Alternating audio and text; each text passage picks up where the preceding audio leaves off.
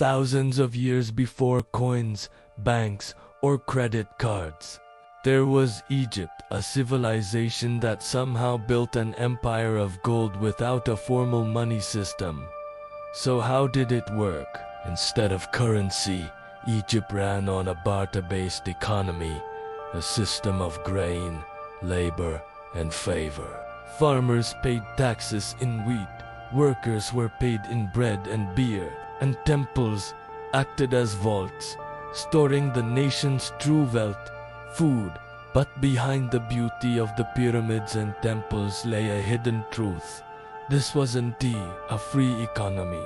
It was a system of total state control. Every loaf of bread, every jar of beer, every ounce of gold passed through the Pharaoh's network of scribes and tax collectors. This gave Egypt something rare in ancient times: economic stability without coins.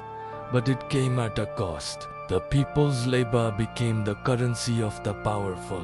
When Nile floods failed, or corruption spread through temple warehouses, the whole system trembled, proving that even divine rule couldn't protect an economy built on control.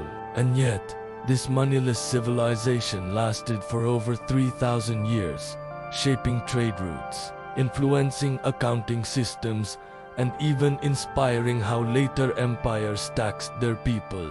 The pharaohs didn't need money to rule. They just needed control over what everyone valued most: survival itself.